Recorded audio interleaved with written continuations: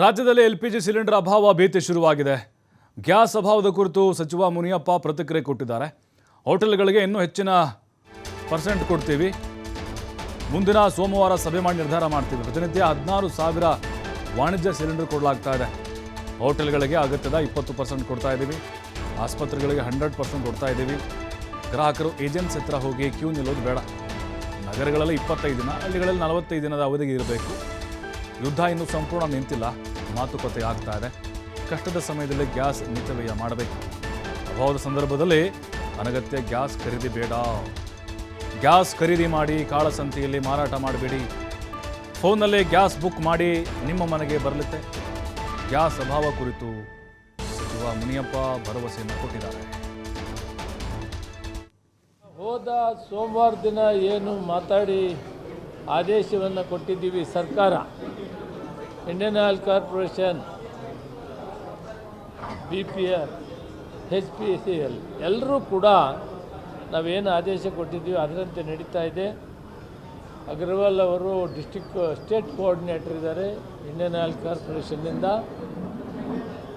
ಈಗ 16,000 cylinder per day ಕಮರ್ಷಿಯಲ್ಗೆ, ಹೋಟ್ಲುಗಳಿಗೆ ವಿಶೇಷವಾಗಿ 20% ಮಾತ್ರ ಕೊಡೋದು. ಅಂದರೆ 45,000 ಸಿಲಿಂಡರ್ ಟೋಟಲ್ ಖರ್ಚಾಗ್ತಾಯಿತ್ತು, ಅದರಲ್ಲಿ 20% ಮಾತ್ರ ಕೊಡ್ತೀವಿ.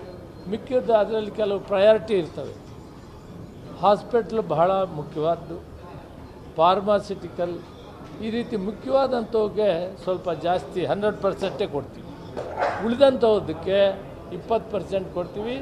ನೆಕ್ಸ್ಟ್ ಮಂಡೇ ಮತ್ತೆ ತೀರ್ಮಾನ ತೆಗೆದುಕೊಳ್ತೀವಿ. ಡೊಮೆಸ್ಟಿಕ್ಗೆ ವಿನಾಕಾರಣವಾಗಿ ಡಿಸ್ಟ್ರಿಬ್ಯೂಟರ್ಶಿಪ್ ಹತ್ರ ಹೋಗಿ ಏಜೆನ್ಸಿ ಹತ್ರ ಆತಂಕ ಮಾಡೋದು ಬೇಡ, ತೊಂದರೆ ಕೊಡೋದು ಬೇಡ. 25 ದಿನಕ್ಕೆ ಒಂದು ಕುಟುಂಬಕ್ಕೆ 1 ಸಿಲಿಂಡ್ರ್ ಕೊಡೋ ತೀರ್ಮಾನ ಆಗಿದೆ. ಅದು ನಗರ ಪ್ರದೇಶಗಳು. ಹಳ್ಳಿ ಪ್ರದೇಶದಲ್ಲಿ, ಗ್ರಾಮಾಂತರ ಪ್ರದೇಶದಲ್ಲಿ 45 ದಿನಕ್ಕೆ 1 ಸಿಲಿಂಡರ್ ಕೊಡುವಂಥದ್ದಾಗಿದೆ. ಅದು ಸ್ಟ್ಯಾಂಡರ್ಡ್ ಮೊದಲಿನಿಂದ ಬರೋದು. ಒಂದು ಕುಟುಂಬಕ್ಕೆ 4 ರಿಂದ 5 ಜನ ಇರ್ತಾರೆ, ಅದನ್ನು ಆಧಾರ ಇಟ್ಕೊಂಡು ಇದನ್ನು ಕೊಡ್ತಾರೆ. ಜೊತೆಗೆ ನಾನು ಸಾರ್ವಜನಿಕರಲ್ಲಿ, ಗ್ರಾಹಕರಲ್ಲಿ ಮನವಿ ಮಾಡ್ತೀನಿ, ಕಷ್ಟಕಾಲ, ಯುದ್ಧ ನಡೀತಾ ಇದೆ. ಯುದ್ಧ ಇನ್ನೂ ಸಂಪೂರ್ಣವಾಗಿ ನಿಂತಿಲ್ಲ, ಮಾತುಕತೆ ನಡೀತಾ ಇದೆ. ಕೇಂದ್ರ ಸರ್ಕಾರ ಅದರ ಬಗ್ಗೆ ಕಾಳಜಿ ವಹಿಸಿದೆ. ನಾನು ತಮ್ಮಲ್ಲಿ ಮನವಿ ಮಾಡೋದು ಏನಂದರೆ, ಇಂತಹ ಸಂದರ್ಭದಲ್ಲಿ ಮಿತಿವ್ಯಯ ಮಾಡಬೇಕು ಮತ್ತು ಶಾಂತವಾಗಿ ಬಂದಿರೋದನ್ನು ಹಂಚ್ಕೊಳ್ಬೇಕು. ವಿನಾಕಾರಣ ಹೋಗೋದು, ರಿಜಿಸ್ಟ್ರಿ ಜಾಸ್ತಿ ಮಾಡೋದು, ಕಾಳಸಂತೆ ಕಳಿಸೋದು, ಇದಕ್ಕೆ ಕಠಿಣ ಕ್ರಮ ಸರ್ಕಾರ ತೆಗೆದುಕೊಳ್ತದೆ. ಈಗ ಹೋದ ಸೋಮವಾರ ದಿನ ಏನು ಮಾತಾಡಿ ಆದೇಶವನ್ನು ಕೊಟ್ಟಿದ್ದೀವಿ, ಸರ್ಕಾರ, Indian oil corporation, BPL, HPCL ಎಲ್ಲರೂ ಕೂಡ ನಾವೇನು ಆದೇಶ ಕೊಟ್ಟಿದ್ದೀವಿ ಅದರಂತೆ ನಡೀತಾ ಇದೆ. ಅಗ್ರವಾಲ್ ಅವರು ಸ್ಟೇಟ್ ಕೋಆರ್ಡಿನೇಟರ್ ಇದ್ದಾರೆ ಇಂಡಿಯನ್ ಆಯಿಲ್ ಕಾರ್ಪೊರೇಷನ್ನಿಂದ. ಈಗ 16,000 ಸಿಲಿಂಡರ್ ಪರ್ ಡೇ ಕಮರ್ಷಿಯಲ್ಗೆ, ಹೋಟ್ಲುಗಳಿಗೆ ವಿಶೇಷವಾಗಿ 20% ಮಾತ್ರ ಕೊಡೋದು. ಅಂದರೆ 45,000 ಸಿಲಿಂಡರ್ ಟೋಟಲ್ ಖರ್ಚಾಗ್ತಾಯಿತ್ತು, ಅದರಲ್ಲಿ 20% ಮಾತ್ರ ಕೊಡ್ತೀವಿ. ಮಿಕ್ಕಿದ್ದು ಅದರಲ್ಲಿ ಕೆಲವು ಪ್ರಯಾರಿಟಿ ಇರ್ತವೆ.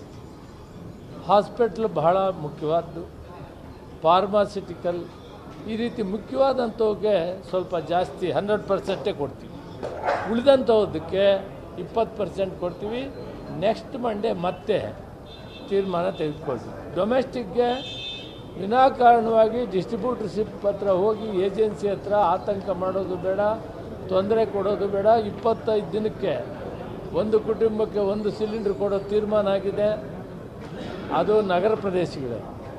ಹಳ್ಳಿ ಪ್ರದೇಶದಲ್ಲಿ, ಗ್ರಾಮಾಂತರ ಪ್ರದೇಶದಲ್ಲಿ 45 ದಿನಕ್ಕೆ 1 ಸಿಲಿಂಡರ್ ಕೊಡುವಂಥದ್ದಾಗಿದೆ. ಅದು ಸ್ಟ್ಯಾಂಡರ್ಡ್ ಮೊದಲಿನಿಂದ ಬರೋದು. ಒಂದು ಕುಟುಂಬಕ್ಕೆ 4 ರಿಂದ 5 ಜನ ಇರ್ತಾರೆ, ಅದನ್ನು ಆಧಾರ ಇಟ್ಕೊಂಡು ಇದನ್ನು ಕೊಡ್ತಾರೆ. ಜೊತೆಗೆ ನಾನು ಸಾರ್ವಜನಿಕರಲ್ಲಿ, ಗ್ರಾಹಕರಲ್ಲಿ ಮನವಿ ಮಾಡ್ತೀನಿ, ಕಷ್ಟಕಾಲ, ಯುದ್ಧ ನಡೀತಾ ಇದೆ.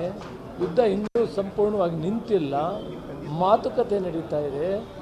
ಕೇಂದ್ರ ಸರ್ಕಾರ ಅದರ ಬಗ್ಗೆ ಕಾಳಜಿ ವಹಿಸಿದೆ. ನಾನು ತಮ್ಮಲ್ಲಿ ಮನವಿ ಮಾಡೋದು ಏನಂದರೆ, ಇಂತಹ ಸಂದರ್ಭದಲ್ಲಿ ಮಿತಿವ್ಯಯ ಮಾಡಬೇಕು ಮತ್ತು ಶಾಂತವಾಗಿ ಬಂದಿರೋದನ್ನು ಹಂಚ್ಕೊಳ್ಬೇಕು. ವಿನಾಕಾರಣ ಹೋಗೋದು ಕೊಡ್ತಾ ಇದ್ದಾರೆ, ಏನು ತೊಂದರೆ ಇಲ್ಲ, ಯುದ್ಧ ಆಗ್ತಾ ಇದೆ, ಬಟ್ ಮಿತವ್ಯಯ ಮಾಡಬೇಕು ಅಂತ. ಏಜೆನ್ಸಿ ಹತ್ರ ಹೋಗಿ ಕ್ಯೂ ನಿಲ್ಲೋದೇನು ಬೇಕಾಗಿಲ್ಲ ನೀವು ಅಂತ. ಅದ್ರ ಜೊತೆಗೆ 16,000 ಸಿಲಿಂಡರ್ಗಳನ್ನ ಹೋಟೆಲ್ ಕೊಡ್ತಾ ಇದ್ದೀವಿ, 100% ಹಾಸ್ಪಿಟ್ಲಿಗೆ ಕೊಡ್ತಿದ್ದೀವಿ ಅಂತ ಹೇಳಿದ್ದಾರೆ.